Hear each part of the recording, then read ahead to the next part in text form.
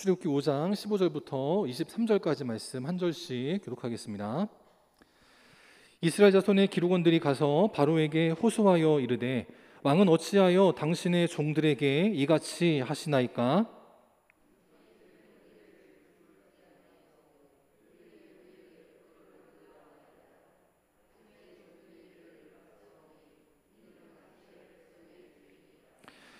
바로가 이르되 너희가 게으르다 게으르다 그러므로 너희가 이르기를 우리가 가서 여호와께 제사를 드리자 하는도다.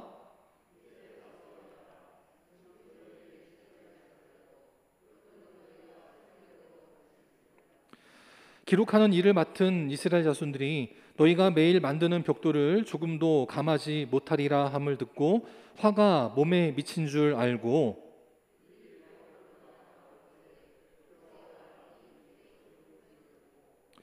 그들에게 이르되 너희가 우리를 바로의 눈과 그의 신하의 눈에 미운 것이 되게 하고 그들의 손에 칼을 주어 우리를 죽이게 하는도다. 여호와는 너희를 살피시고 판단하시기를 원하노라.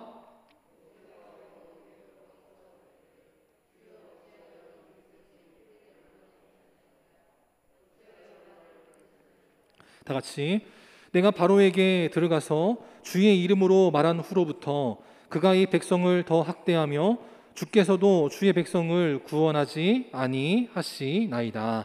아멘. 이 시간 큰 힘에는 큰 책임이 따른다. 큰 힘에는 큰 책임이 따른다라는 제목으로 함께 하나님 말씀 나누도록 하겠습니다. 이제 추석 명절입니다. 예전에 그 중국 귀성 열차를 보면 저렇게 그냥 차에 그냥 사람들이 가득하도록 타고서 사랑하는 부모님을 찾아 고향을 찾아 이동을 했습니다. 근데 저게 남일인 줄 알았는데 사실 우리나라도 그랬더라고요.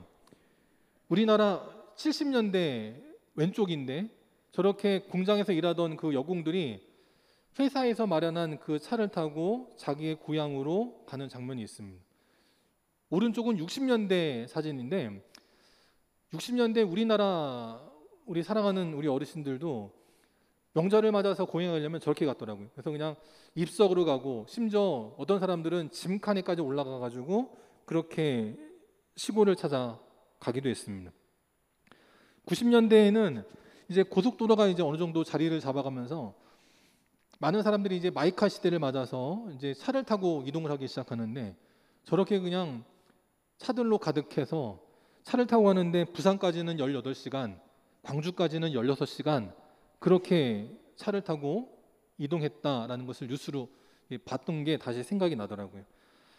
여기는 뭐 그렇게 명절을 맞아서 어디를 가시는 분들은 그렇게 많지 않고 대부분 오시는 분들이 많았을 텐데 제가 예전에 경험해 보면 포천은 산정호수를 이제 교회에서 이렇게 많이 왔었거든요. 그럼 예전에 올 때 보면 고속도로 뚫리기 전에는 산정호수 가려고 그러면 인천, 서울에서 한 3시간 이상씩 걸려서 왔습니다. 근데 이제 고속도로가 뚫리니까 이제는 한 2시간 안 걸리게 오는 걸 보면서 야, 참 세월이 많이 좋아졌구나 싶더라고요. 어쨌든 그렇게 명절을 찾아 이동하려고 그러면 정말 많은 이들이 정말 어렵고 힘들지만 기쁨을 가지고 찾아왔습니다.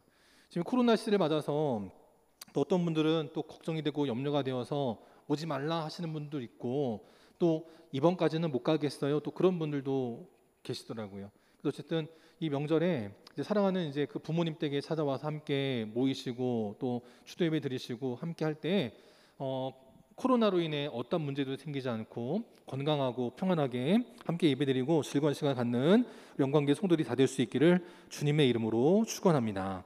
오늘 말씀에 보면 그 후에라고 하면서 6장을 시작하게 됩니다. 이 그 후에는 뭐냐? 바로 5장 1절을 시작하게 되는데 바로 그 앞에 4장 31절을 보면 모세와 아론이 하나님 말씀을 증거하고 기적을 행한 까닭에 이스라엘 온 백성이 믿고 여호와 하나님을 경배하게 되었다라는 바로 그 다음에 이어서 이제 그 후에라는 말로 5장을 시작하게 되었다라는 거예요.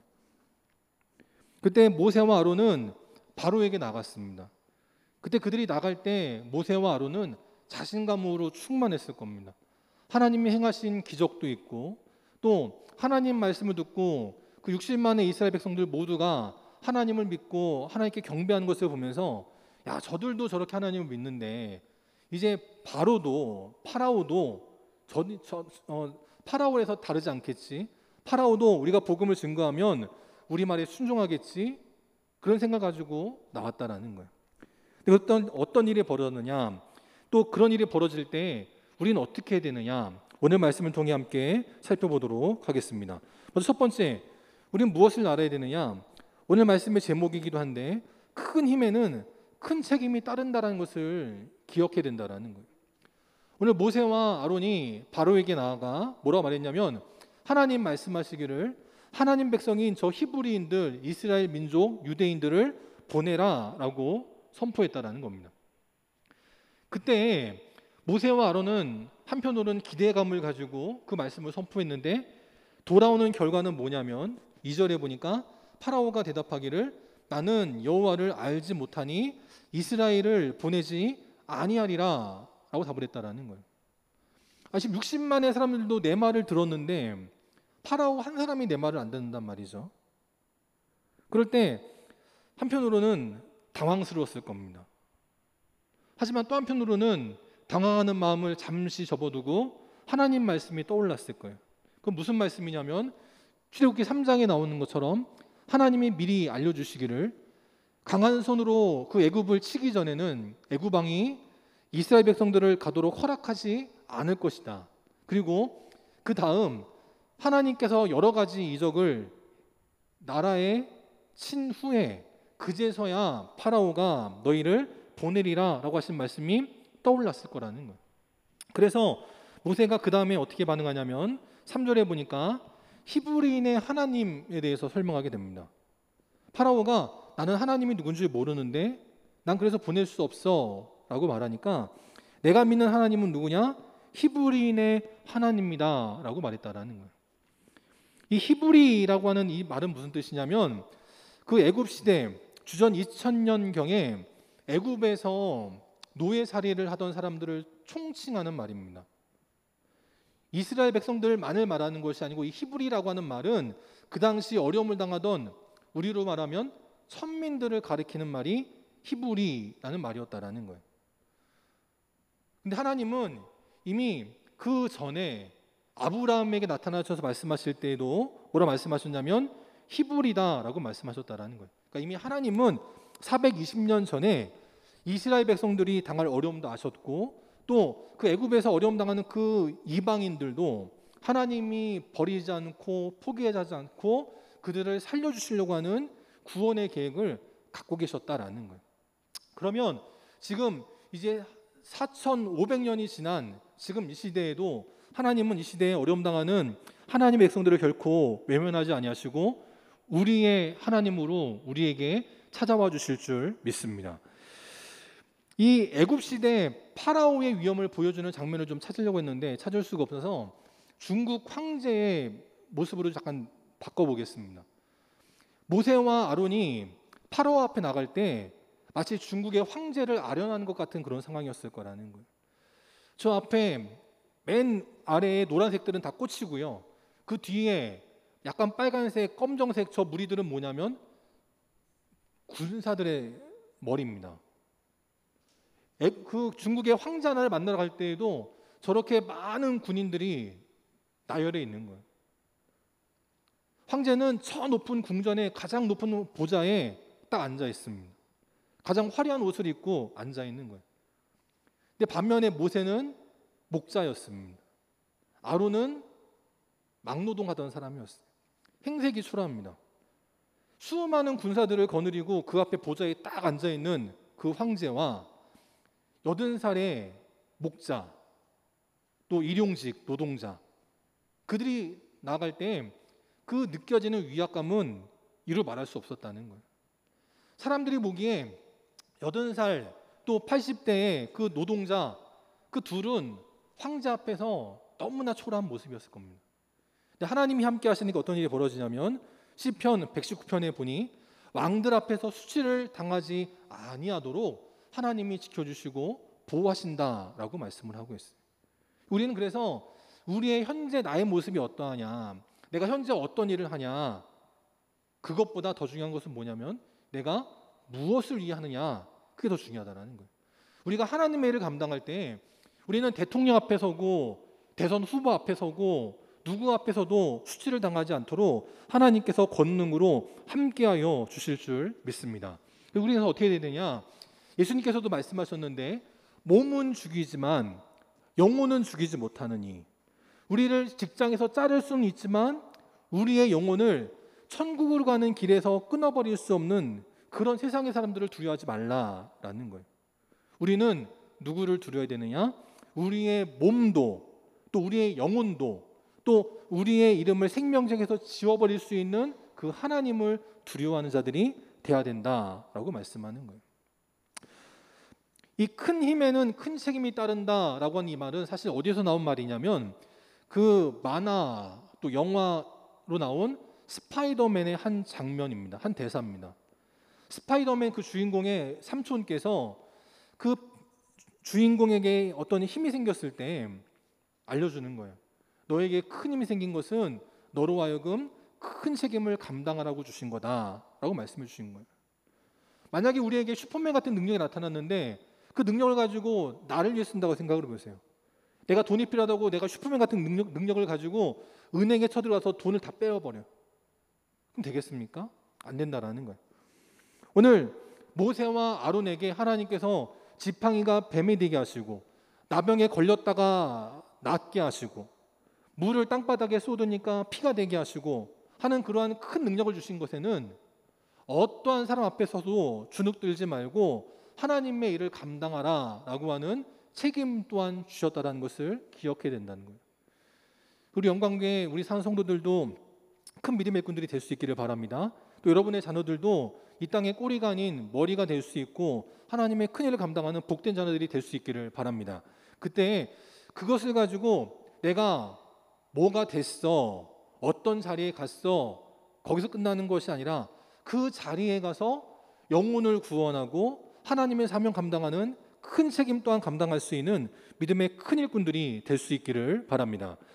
우리가 지난 그 8월 말에 미라클이라고 하는 아프간 난민들, 특별 기여자들, 또 우리 교민들을 무사히 구출해오는 기적 같은 작전을 보았습니다. 근데 반대로 일본은 자위대와 함께 수송기를 여러 대를 보냈지만 딱 한 명 구출했다고 뉴스가 나왔습니다. 근데 그 한 명도 자기들이 구출한 게 아니고 남의 나라 차, 남의 나라 비행기 타고 가는 사람을 한 명 데리고 온 겁니다. 커다란 수송기를 여러 대를 보냈는데 한 명도 구출을 못한 거예요. 우리처럼 우리를 도왔던 아프간 그 현지인들을 구하는 건 둘째치고 그 안에 아프간 안에 500명의 일본인들이 있는데 그들을 다 놔두고 그냥 와버렸다는 거예요. 그걸 보면서 이제 더 이상 일본은 큰 나라가 아니구나 이걸 알게 되더라고요. 큰 나라는 어떤 나라입니까? 자기 국민들을 반드시 지키고 구원할 수 있는 능력이 있는 나라가 큰 나라라는 거예요. 미국이 그렇습니다. 미국은 전쟁 중에도 자기 나라 군사들을 결코 내버려 두지 않잖아요. 누가 다치면 옆에 전우가 업고라도 탈출을 시킵니다. 탈출을 못 시키면 나중에라도 어떻게 해서든지 그 유해라도 반드시 찾아와서 고국으로 가정의 품으로 반드시 돌려보내는 그런 책임감을 갖고 있는 나라예요. 우리나라도 그런 나라가 됐다는 겁니다. 이걸 보면서 일본이 어쩌다가 저렇게 됐을까 하는 그런 궁금증이 있었는데 이번에 그 오사카 유지라고 하는 일본인 교수님이 설명하는 걸 보고서 깨달았어요. 지금 일본 국군은 어떤 생각을 갖고 있냐면 그런 아프간같이 위험한 나라에 찾아간 그 일본인들이 잘못이라는 거예요. 그런 위험한 동네를 왜 갔냐는 거예요. 그러니까 그렇게 위험한 나라에 가서 포로로 붙잡히면 니네가 나쁜 놈, 니네가 책임져 그러더라는 거예요. 2019년도에 일본에 큰 태풍이 찾아왔습니다. 그래가지고 정전이 자그마치 한 달 정도 된 적이 있었어요. 그때 그 일본 정부에서 그 정전이 된 동네를 복구를 안 시켜주는 겁니다. 만약에 우리나라에 그런 일이 있다고 생각해 보세요. 어떤 일이 벌어졌겠는가? 난리가 났겠죠. 근데 일본이 정전이 된 동네를 한 달이 넘도록 내버려뒀다는 거예요. 왜 그러냐? 그렇게 정전이 일어나는 태풍이 찾아와서 큰 피해를 입는 그런 동네에 사는 니네가 잘못됐다는 거예요. 그러니까 니네 힘으로 책임져, 니네 힘으로 해결해, 그렇게 놔두더라는 거예요. 근데 반면에 우리도 철원 작년에 폭우로 인해 가지고 어려움을 겪었습니다. 우리 철원에도 몇몇 동네들이 물에 빠져가지고 많은 피해를 입었어요.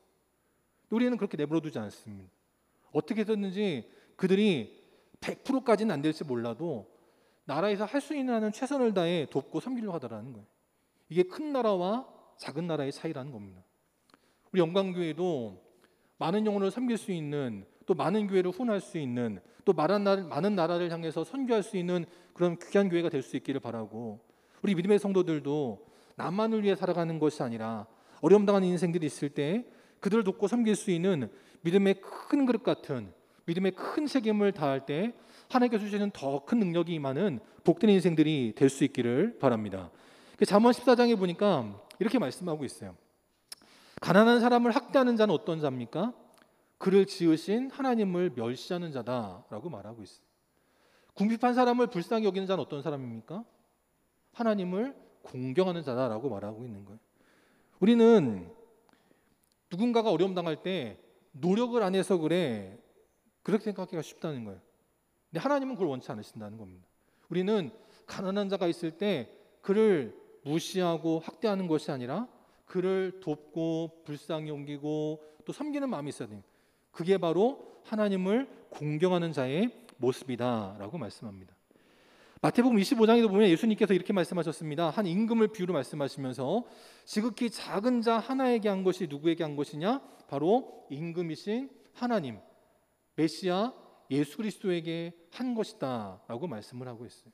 우리는 그래서 누군가가 우리 교회에 어떤 대단한 사람이 왔다고만 했을 때 하는 것이 아니라 누군가가 약하고 어려움 당한 사람이 왔다 할지라도 때로는 그 사람이 좀 냄새가 날 수도 있고 술, 담배에 쩔어 있을 수도 있고 인생의 실패자가 될 수 있다 할지라도 그를 마치 하나님 대하듯이 돕고 섬길 수 있는 믿음의 큰 일꾼들이 다 될 수 있기를 바랍니다. 두 번째, 우리는 어떻게 되느냐? 힘들고 어려울 때 피하 식별을 잘 해야 된다는 거예요. 적이 누구인지 내 편이 누구인지를 잘 구분할 수 있어야 된다는 거예요. 왜 그러느냐? 이 모세와 아론이 바로에게 찾아와서 하나님께서 말씀하시기를 하나님 백성들을 풀어주라 라고 말씀하셨다고 말했습니다. 그러니까 바로가 기분이 나쁜 거예요. 듣도 보도 못한 하나님이라는 사람이 누구길래 내가 바로 신의 화신인데, 내가 신인데 어떠한 신을 들먹이는 거야? 라고 기분 나빠하면서 바로가 명령을 내리게 됩니다.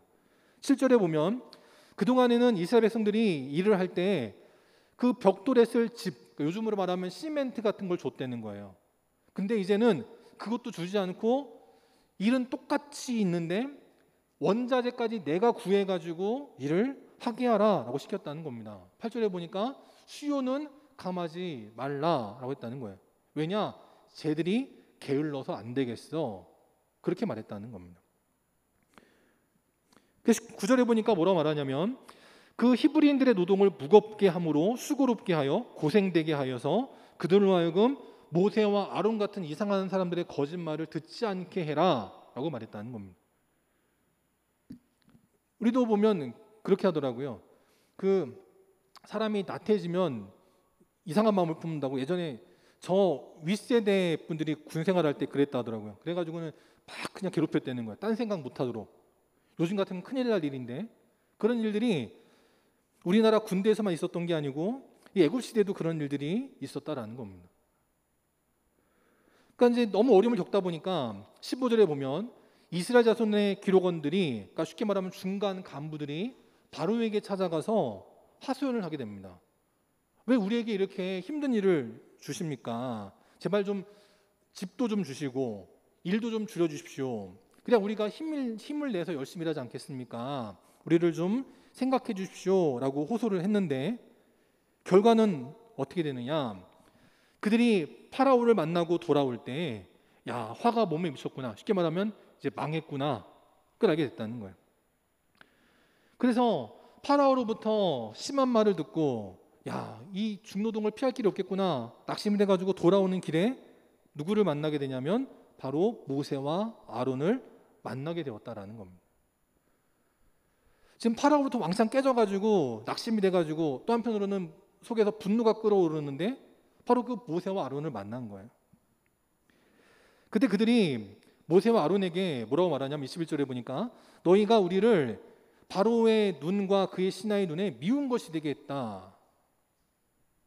미운 털이 박히게 했어. 그런 뜻이죠. 그리고 결국은 너희들 때문에 우리가 죽게 생겼어 라고 원망하게 되었다라는 겁니다. 그러면서 더 나아가지고 뭐라고까지 말하냐면 21절 마지막에 보니까 여호와는 너희를 섬기시고 판단하시기를 원하노라 라고까지 말합니다. 하나님이 너희 보셔가지고 니네 판단하셔가지고는 너희 때문에 우리가 힘들게 됐고 죽게 생겼으니까 너희도 똑같이 고생당하고 너희도 똑같이 죽었으면 좋겠어. 지금 쉽게 말하면 저주와 악담을 퍼붓고 있는 겁니다. 근데 그들이 바로 그 앞장에서 어떤 일이 있었냐면 4장 30절에 보니까 아론이 하나님 말씀을 전하고 그 백성들 앞에서 이적을 행할 때 그 이적을 보고 백성들이 믿고 하나님께 경배했다라는 거예요. 며칠 전에만 해도 야 하나님 정말 살아계시는구나, 하나님 때문에 하나님 덕분에 이제 우리가 해방을 얻겠구나, 축복의 땅으로 가겠구나, 소망이 넘쳤습니다. 근데 그 며칠 지난 뒤에 그 모세와 아론 때문에 노동의 강도가 세지니까 못 살겠다라고 하면서 원망하더라라는 거예요. 그때 이 모세와 아론도 얼마나 마음이 참 착잡했겠습니까? 그래서 우리가 기억해야 될 건 뭐냐면 의를 위하여 박해를 받은 자는 어떻게 되느냐? 복이 임하게 되고 천국이 우리의 것이 된다는 것을 기억해야 된다는 거예요.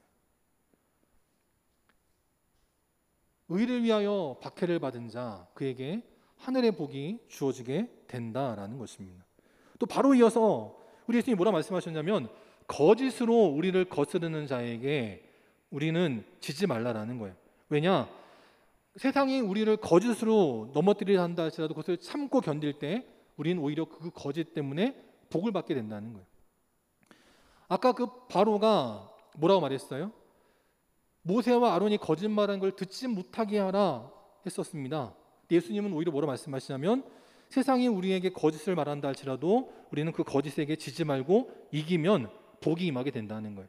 그래서 마태복음 5장 12절에 보니까 기뻐하고 즐거워하라. 전에 있던 선지자 모세와 아론도 이같이 박해받았느니라 라고 말씀하고 있다는 거예요.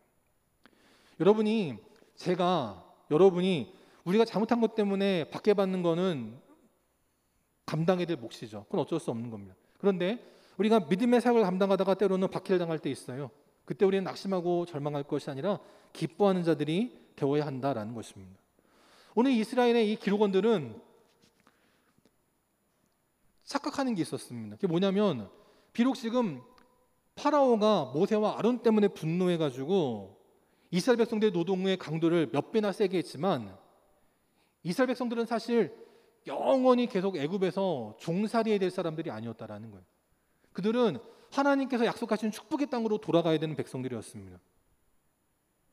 만약에 모세와 아론이 그런 말을 하지 않았다 그래서 또 만약에 파라오가 이스라엘 기록원들의 그 말을 듣고 마음이 약해져 가지고 다시 예전처럼 집더미 주면 거기서 평생 살 거예요?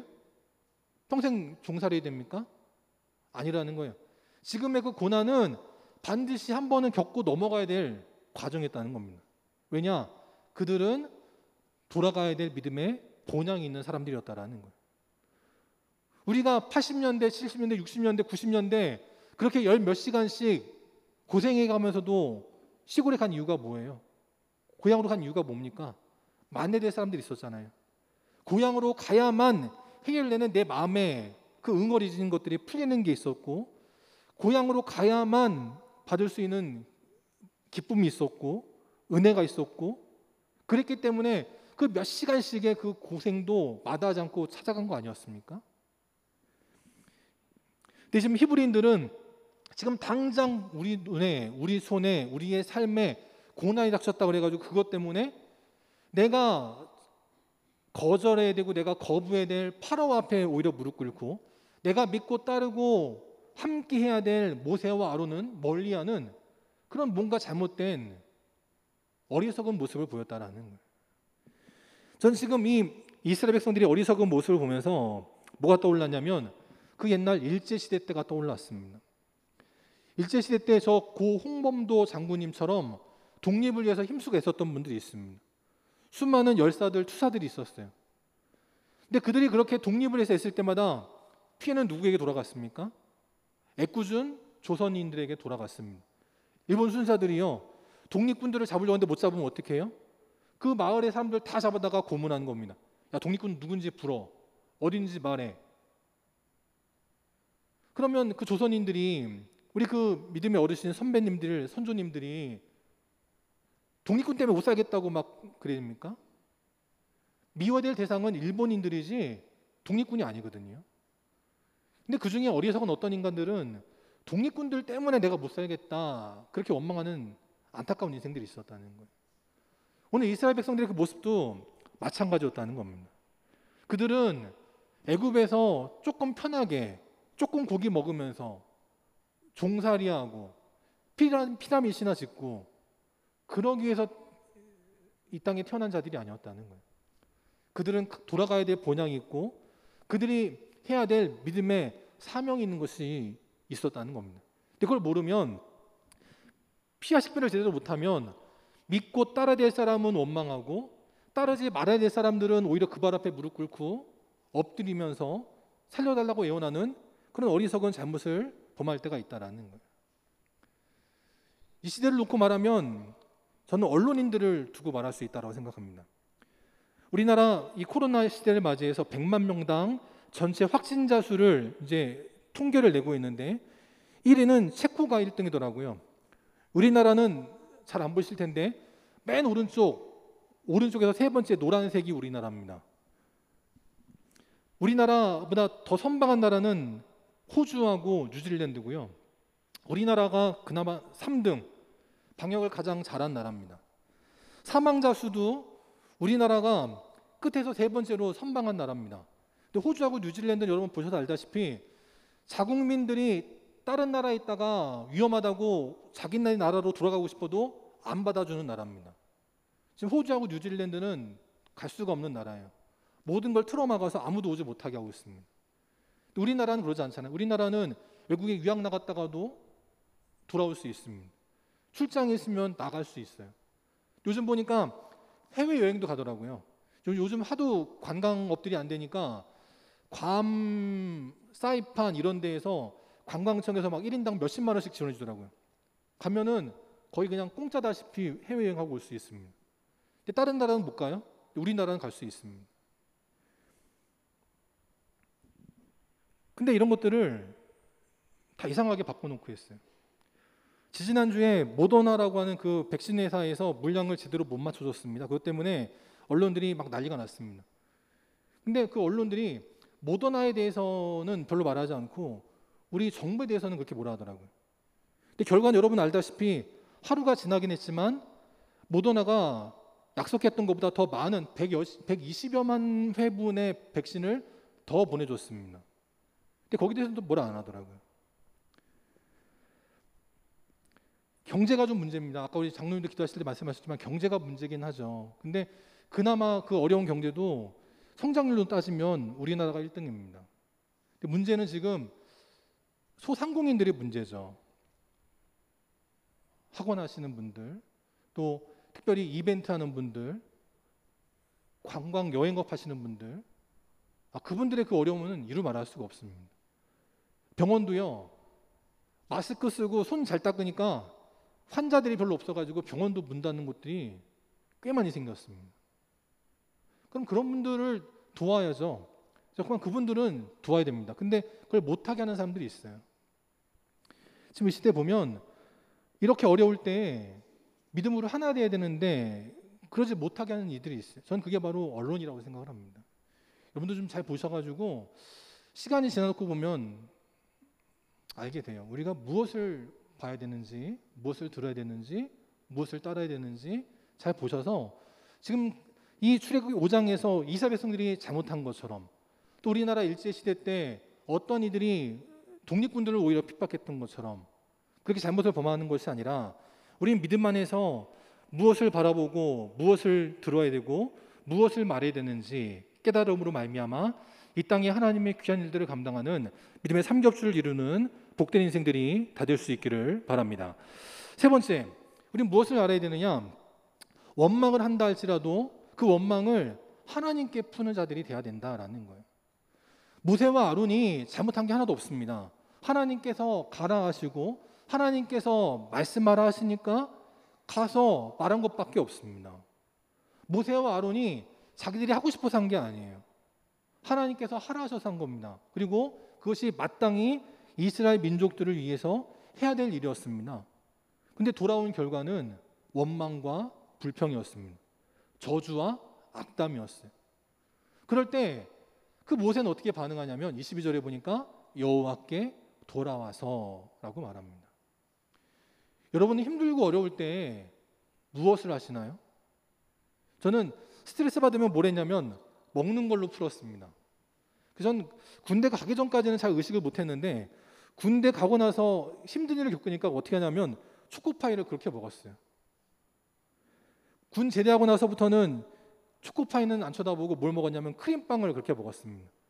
그러니까 몸무게가요, 이게 말할 수 없이 찌더라고요. 그래서 군대 가기 전에 65kg 미만이었는데 군대 갔다 오고 나니까 이게 연애하고도 뭐 하다 보니까 95kg가 넘어갔습니다. 한 100kg 넘었을 것 같아요. 근데 몸무게를 안 재서 그렇지 100kg 넘어갔을 것 같아요. 뭔가 힘들고 어려우면 먹어서 푸니까 그렇게 되더라고요. 또 힘들고 어려울 때 여러분들은 어디를 가십니까? 힘들고 어려울 때 어떤 사람들은 쇼핑하러 가는 사람이 있고요. 힘들고 어려울 때 어떤 사람들은 운동하러 가는 사람이 있어요. 힘들고 어려울 때 어떤 사람들은요, 술 마시러 가는 사람이 있습니다. 여러분 힘들고 어려울 때 무엇을 하시고 어디를 가십니까? 우리가 수요일마다 민수기 말씀을 보았는데 모세는 그렇게 이스라엘 백성들을 40년 동안 인도했지만 툭하면 그들이 원망하고 불평했어요. 돌을 들고 죽이려고 했습니다. 그때마다 모세는 그 상처와 그 아픔과 그 분노를 가지고 어떻게 하느냐? 여호와 하나님께 나아가는 인생이었습니다. 그 모세가 하나님께 뭐라고 말씀을 하냐면, 기도하냐면, 내가 바로에게 들어가서 주의 이름으로 말한 후로부터 내가 하나님 말씀 때문에, 하나님 때문에 바로에게 찾아가 가지고 하나님 말씀을 증거한 그때부터 이 백성들이 더 학대당하게 됐습니다 라고 말하는 거예요. 그때 그 모세의 마음이 얼마나 찾아졌겠어요. 내 자녀들 잘 되자고 한 일이 오히려 내 자녀들을 어렵게 만듭니다. 교회를 잘 되자고 하게 한 일이 교회를 어렵게 만들어요. 나라를 잘 되게 하자고 한 일이 나를 어렵게 만듭니다. 그때 그 마음은요, 그 지도자의 마음은, 그 목사의 마음은, 그 부모의 마음은 이루 말할 수가 없는 거예요. 마지막으로 23절에 모세가 또 이렇게까지 넋두리를 합니다. 근데 그렇게 그 백성들이 학대당할 때 주님께서도 주의 백성을 구원하지 않으셨습니다 라고 말하는 거예요. 그때 그 마음은요, 이루 말할 수가 없습니다. 내 자녀가 어려운데, 교회가 어려운데, 이 나라가 어려운데 아무리 기도해도 하나님이 들으시지 않는 것 같은 어려움에 처할 때가 있다라는 거예요. 근데 참 감사한 거는 모세는 그럼에도 불구하고 하나님께 나아가는 인생이었습니다. 만약에 모세가 백성들이 뭐라 그런다고요, 동네방네 찾아다니면서 내가 믿었던 하나님이 가짜였어, 하나님은 아무런 힘도 없어, 그랬으면요, 출애굽기는 5장에서 끝났습니다. 모세도 5장에서 죽었어요. 다윗도 수많은 어른들을 만날 때가 있었습니다. 그래서 이렇게 고백합니다. 내 영혼아 내가 어찌하여 낙심하며 어찌하여 내 속에서 불안해하는가 라고 말을 합니다. 근데 그때 다윗은 이 낙심한 나의 마음을 어떻게 하느냐? 하나님께 소망을 두는 것으로 문제를 풉니다. 여러분에게도 낙심될 일들이 있잖아요. 어려움 당할 때가 있습니다. 그때 우리는 내 마음이 낙심이 되었다고 해서 거기서 끝나는 인생이 아니라 그 낙심된 마음을 가지고 하나님께 나아가 기도하는 자들이 될 수 있기를 바랍니다. 낙심이 무서운 이유가 뭐냐면 우리에게 주어진 그 기도의 특권을 사용하지 못하게 만드는 거예요. 낙심이 되면 기도가 안 나옵니다. 그러니까 빨리 우리는 그 마음을 소망으로 바꿔야 되는 거예요. 말을 할 때에도요, 때문에 라고 말하는 자가 되지 마시고 덕분에 라고 말하는 자가 될 줄 믿습니다. 때문에 라고 하는 말이 긍정적일 때도 쓰이지만 부정적일 때 쓰일 때가 많잖아요. 너 때문에 안 됐어, 이것 때문에 틀렸어, 그렇게 말합니다. 근데 덕분에라는 말은요, 긍정적으로 쓰이는 거예요. 선생님 덕분에 내가 잘 됐어 라고 말하지 선생님 덕분에 내가 망했어 그러진 않거든요.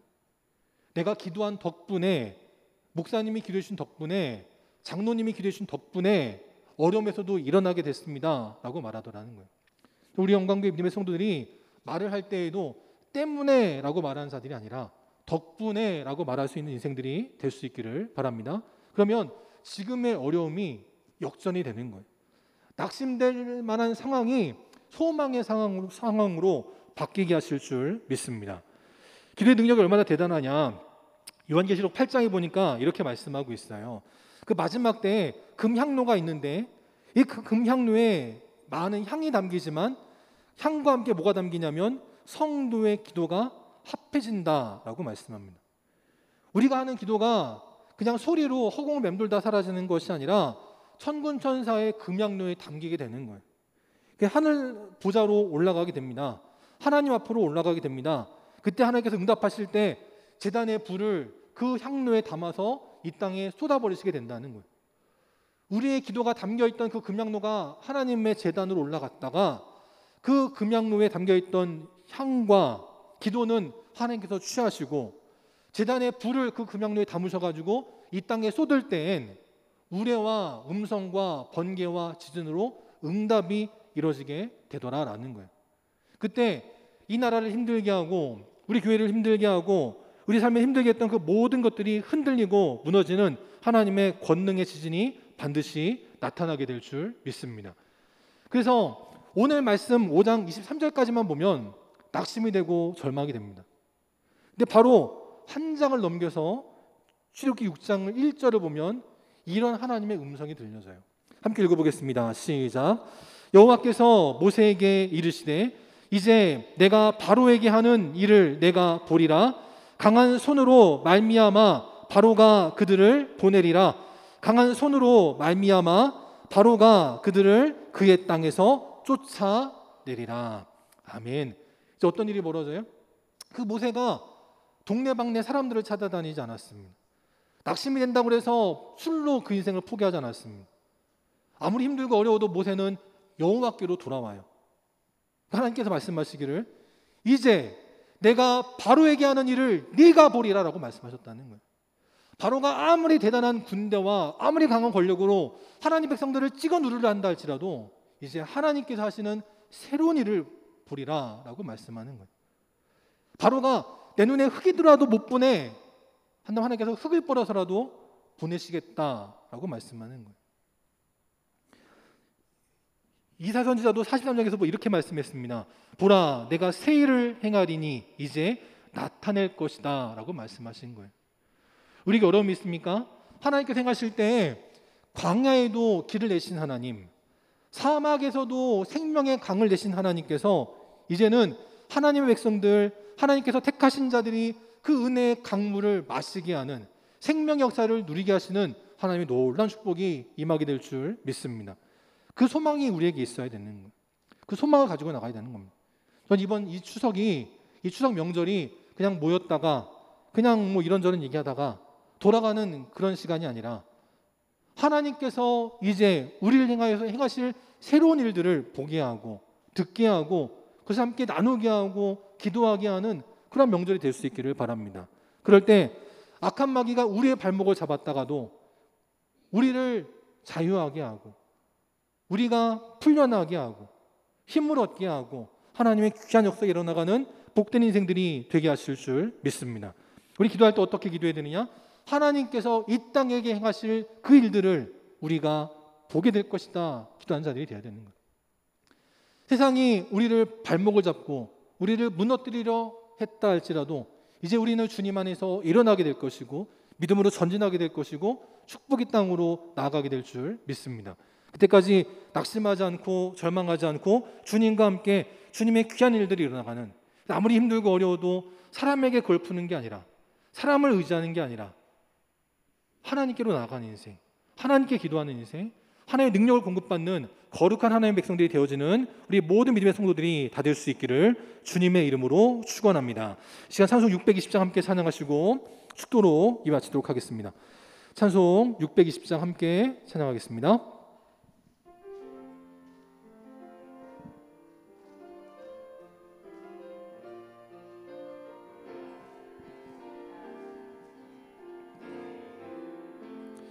여기에 모인 우리 주의 은총 받은 자여라.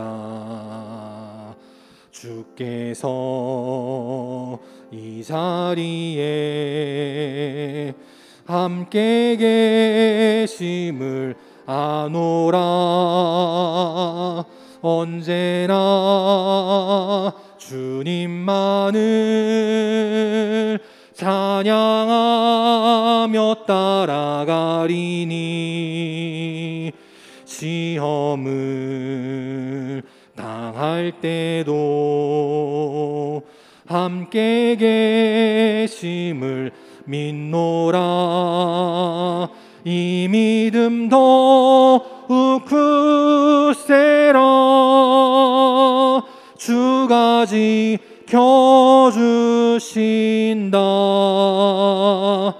어두운 밤에도 주의 밝은 빛 인도하여 주신다. 주님이 뜻하신 일 헤아리기 어렵더라도 언제나 주 뜻 안에 내가 있음을 아노라. 사랑과 말씀들이 나를 더욱 새롭게 하니 때로는 넘어져도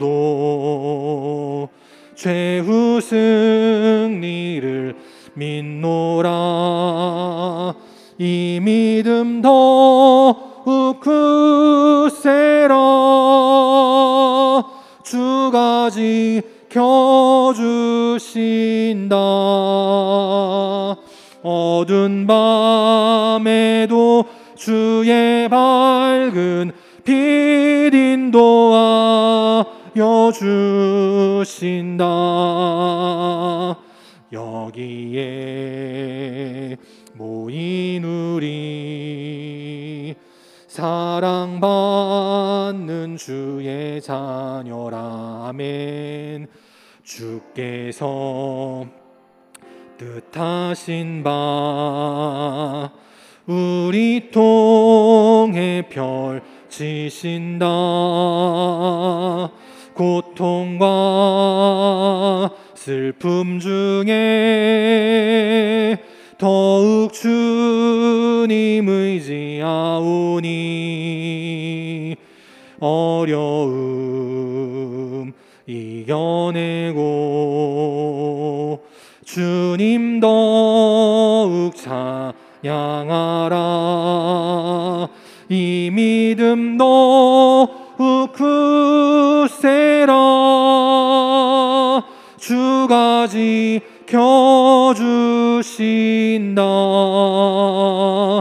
어두운 밤에도 주의 밝은 빛 인도하여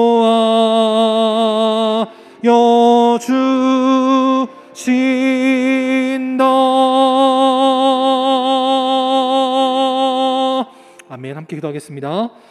지금은 우리 주 예수 그리스도의 은혜와 하나님 아버지의 끝이 없는 사랑하심과 성령님의 함께 하시고 교통하시고 인도하심이 오늘도 우리가 주의 일 감당하다가 때로는 더 큰 어려움을 만날 때 있고 심지어는 나의 가족이 나의 이웃이 사랑하는 내 민족 내 국민들이 어려움 당할 때 있을지라도 낙심하지 않고 절망하지 않고 세상에 다른 것이 아닌 하나님께로 돌아와 기도함으로 하나님의 능력을 공급받고 하나님이 행하실 귀한 믿음의 일들을 미리 볼 수 있는 그렇게 하나님의 은혜로 살아가기를 원하는 모세와 같은 또 여호수아와 같은 그렇게 신앙의 명문가정을 이뤄나가길 원하는 우리 모든 성도들 머리 위에 또 그 가정과 직장과 사랑하는 주의 자녀들 머리 위에 또 지금도 나라를 지키는 모든 국군 장병들 위에 방역에 힘쓰고 있는 모든 공무원들과 모든 의료진들 위에 또한 이 시간 사랑하는 부모님에게 나와 함께 예배드리는 귀한 믿음의 예비 부부 위에 또 주님 앞에 귀하게 충성하며